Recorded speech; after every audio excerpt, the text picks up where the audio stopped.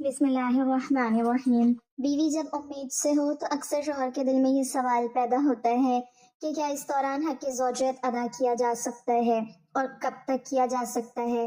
तो इसका सादा और वाज़ेह जवाब ये है कि शरीयत में आम हालात के अंदर इसकी इजाज़त मौजूद है, बशर्ते कि कोई तिब्बी खराबी, तकलीफ या डॉक्टर की तरफ से मुमानियत ना हो, क्योंकि इस्लाम इज़्दिवाजी ताल्लुक़ को फितरी और जायज़ ज़रूरत करार देता है।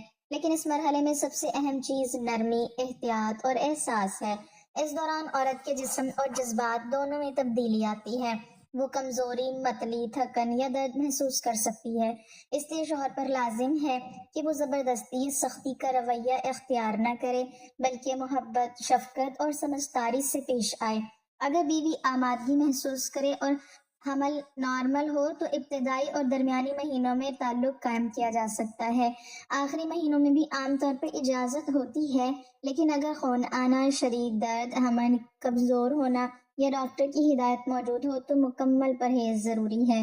याद रखें कि हक़ ज़ौजियत सिर्फ जिस्मानी ताल्लुक़ का नाम नहीं, बल्कि इसमें बीवी का ख्याल रखना, इसकी दिलजोई करना, इसके आराम को तरजीह देना और इसके जज्बात को समझना भी शामिल है। ख़ास तौर पर जब बीवी उम्मीद से हो तो उसे सबसे ज़्यादा अपने शौहर के ताउन, हौसला अफजाई और मोहब्बत की ज़रूरत होती है।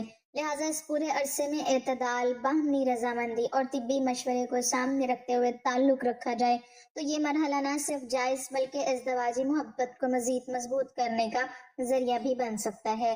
बीवी जब उम्मीद से हो तो शौहर के लिए ये भी ज़रूरी है कि वो सिर्फ अपनी ख्वाहिशात को ना देखे, बल्कि बीवी की सेहत और आने वाले बच्चे की सलामती को भी मुकद्दम रखे, क्योंकि इस दौरान औरत न सिर्फ जिस्मानी बल्कि ज़हनी दबाव से भी गुजर रही होती है। बाज़ औक़ात वो खौफ, घबराहट या मूड की तब्दीली का शिकार हो सकती है। ऐसे वक्त में शौहर का नरम लहजा, तसल्ली देने वाला अंदाज और सब्र वाला रवैया इज़्दिवाजी ज़िंदगी को खुशगवार बनाता है।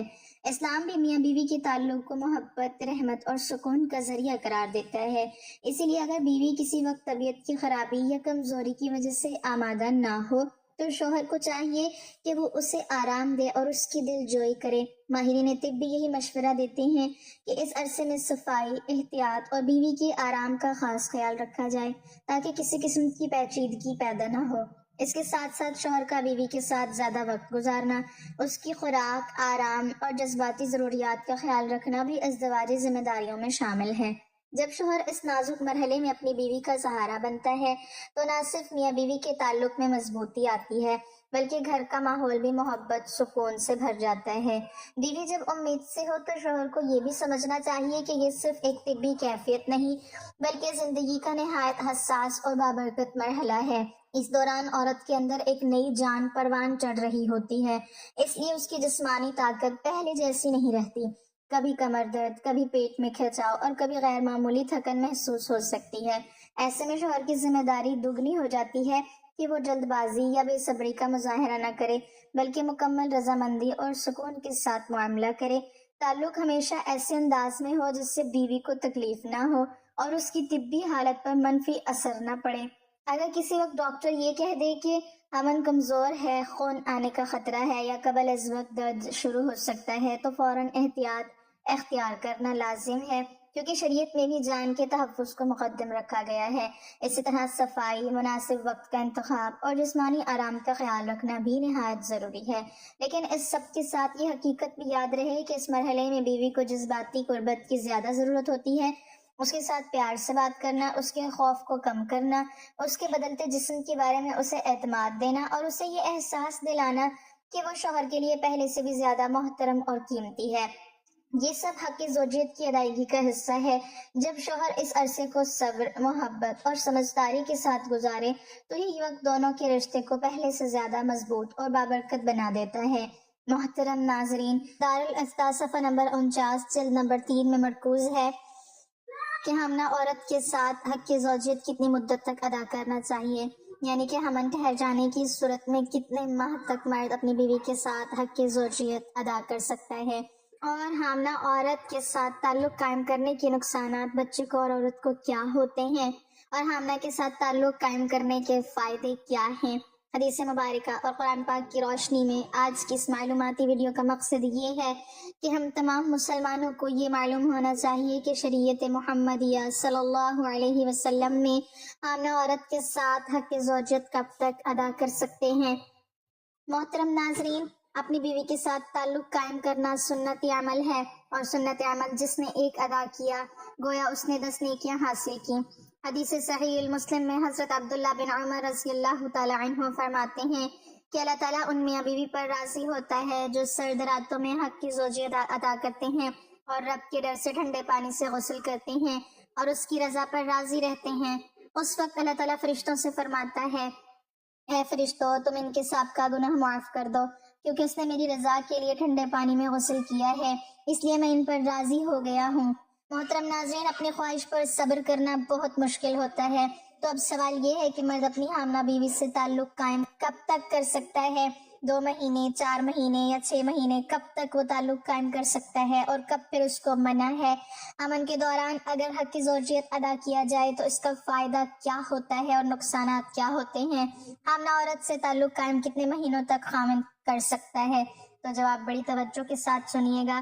پہلے تو یہ سمجھنا ہوگی کن کن صورتوں میں اسلام کے اندر حق کی زوجیت ادا کرنا منع ہے۔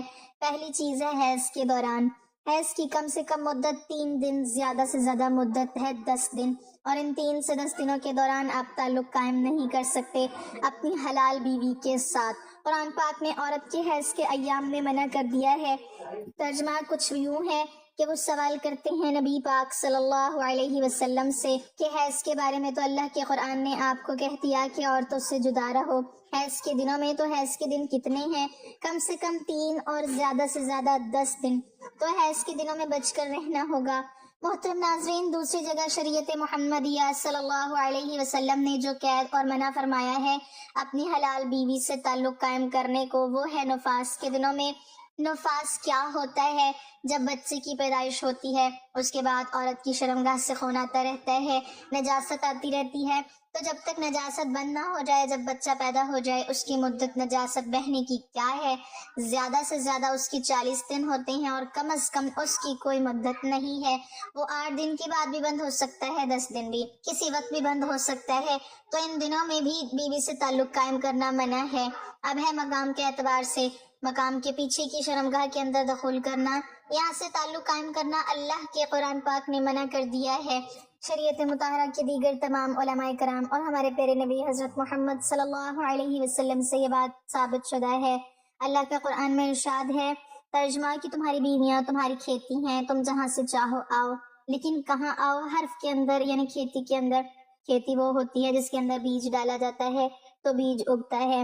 غالب امکان یہی ہوتا ہے کہ کوئی بیماری لگ جائے، کوئی اور مسئلہ بن جائے تو وہ الگ بات ہے، لیکن غالب گمان کیا ہوتا ہے کہ وہاں سے کھیت اگتا ہے۔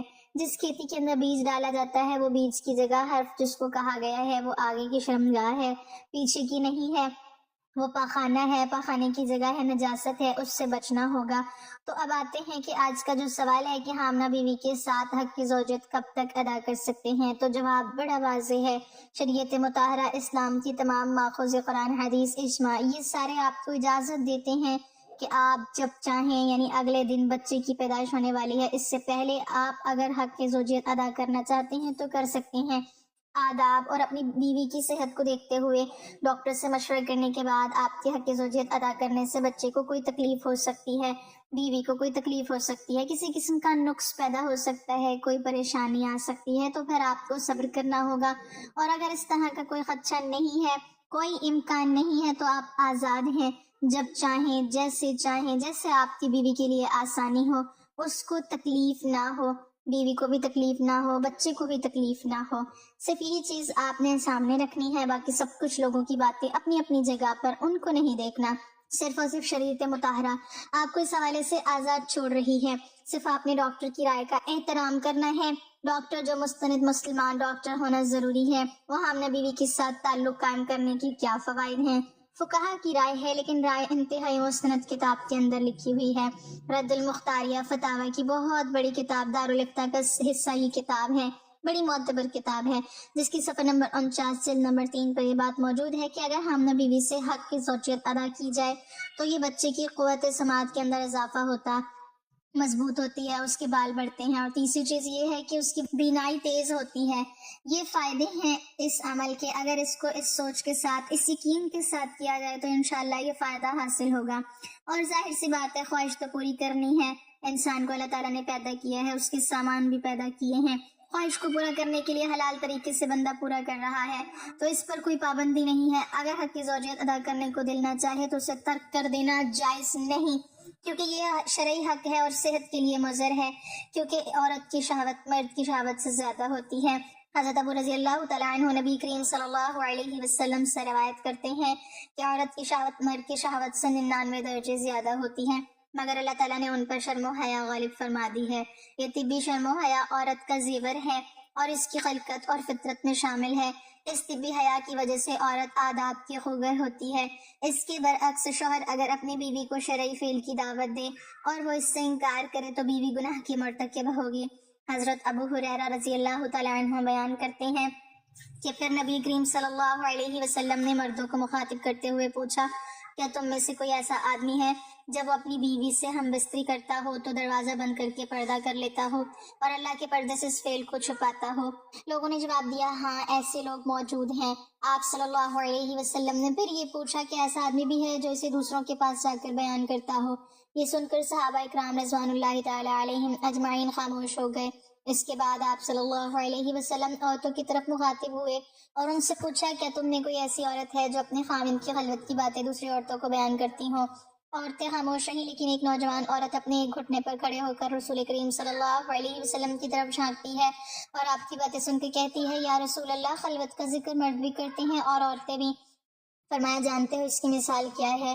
اس کی مثال ایسے ہے جیسے کوئی شیطان عورت کسی شیطان مرد کو سر راہ مل گئی ہو اور اپنی حاجت پوری کی ہو، دریں اثنا لوگ ان کی طرف دیکھتے رہے ہوں۔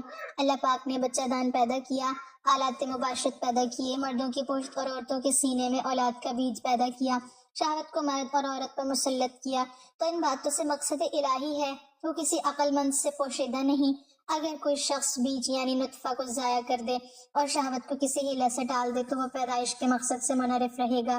علماء اور محدثین فرماتے ہیں کہ جب میاں بیوی مغایبت کرنے کا ارادہ کریں تو جسم کا لباس ہٹانے سے پہلے بسم اللہ پڑھ لیا کریں، اس سے اللہ تعالیٰ ان کے گرد حفاظت کا ایک پردہ ڈال دیتے ہیں۔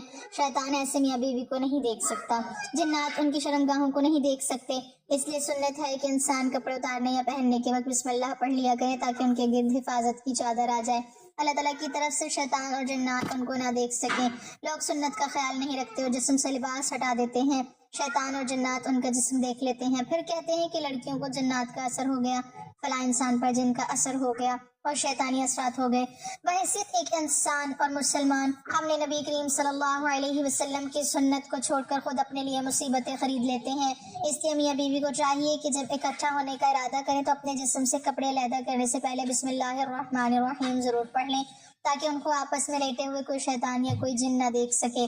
بلکہ شریعت نے یہ بات کہی کہ اگر جسم سے اپنا لباس ہٹائے تو ایک بڑی چادر ہو جس کے اندر وہ دونوں ایک دوسرے سے ملے، اس بڑی چادر کی وجہ سے اللہ تعالیٰ ان کی ہونے والی اولاد میں حیا پیدا فرمائیں گے۔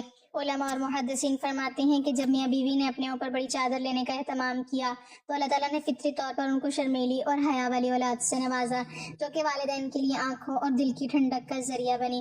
علماء فرماتے ہیں کہ اگر حق کی زوجیت کے بعد اولاد کا نطفہ ٹھہر گیا مگر میاں بیوی کی اگلی نماز قضا ہو گئی تو ان کی اولاد فاسق رہے گی۔ لہٰذا ایک ایسا معاملہ ہے جس میں مردوں اور عورتوں دونوں کے لیے دونوں کی طرف سے عموماً کوتاہی ہو ہی جاتی ہے۔ حق کی زوجیت کے بعد اگر اگلی نماز فجر کی ہے تو سستی کی وجہ سے قضا ہو گئی۔ ایسا بھی ہوتا ہے کہ میاں بیوی غسل کرنے میں سستی کر دیتے ہیں جس سے نماز قضا ہو جاتی ہے۔ ایک بات نقطے کی یاد رکھنا کہ جب بھی میاں بیوی کے ملاپ کی وجہ سے ان کی اگلی نماز قضا ہوئی اور اس ملاپ سے ان کی اولاد ہو گئی تو اس اولاد کے اندر فسق و فجور آئے گا۔ جب ماں نے ہی اس عمل کو وجہ سے اللہ کی حکم کو توڑ دیا تو پھر پھل بھی تو ایسا ہی ملنا ہے۔ لہٰذا جب بھی ایک دوسرے کے ساتھ ملے تو باہم ملنا شریعت کے مطابق ہونا چاہیے، مقاربت کی وجہ سے نماز قضا نہیں ہونی چاہیے، بے شرمی اور بے حیائی کا معاملہ نہ ہو، بلکہ اللہ سے نیک اولاد کی تمنا ہو، جانوروں والا مسئلہ نہیں ہونا چاہیے۔ اللہ رب العزت ہم سب کو اپنی بیویوں کے ساتھ حسن سلوک سے اور شریعت محمدیہ صلی اللہ علیہ وسلم پر عمل کرنے کی توفیق عطا فرمائے اور ہم سب مسلمانوں کا حامی و ناصر ہو، آمین۔ ناظرین، کمنٹ باکس میں اللہ تعالیٰ کے 99 ناموں میں سے ایک نام ضرور ٹائپ کریں۔